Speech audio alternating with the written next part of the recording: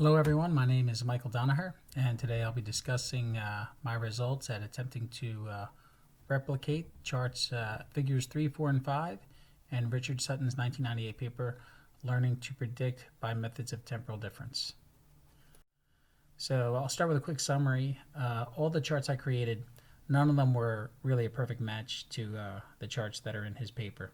However, for each of the charts I've created, they're all very, very similar to the charts created in Richard Sutton's paper.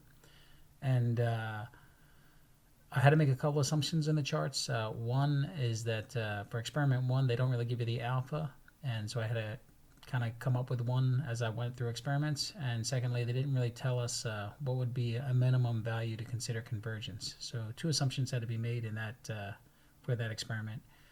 And the big difference between experiment 1 and 2 is just the frequency of updating the weights delta W. So looking at the results from the first experiment, we see that, again, the results are different. They're the same, they're similar, but they're different. His results have a higher error rate for every alpha.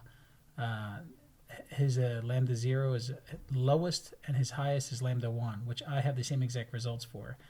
And the rate of increase are very similar. However, his results are approximately 0.8 higher than mine, and his shape is a little bit more concave than mine. So the results were very similar for experiment 1, but not quite exactly the same. A similar story with the second experiment, and in this one we're updating the slides, updating the weights after every sequence.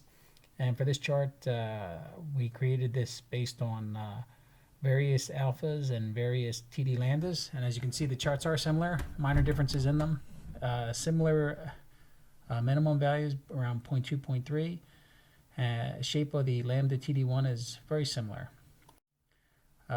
This one, again, from experiment 2 is a little bit different.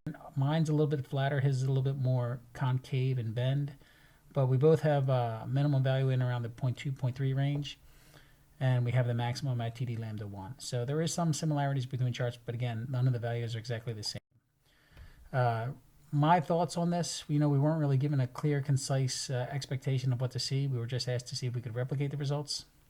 Since we're working from 2 different data sets, I'm thinking that's probably the biggest driver in the difference in results.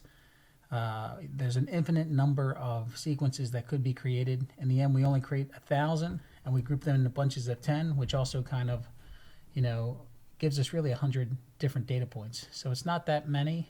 And I would consider this very close to being a successful replication, but not quite the exact same results.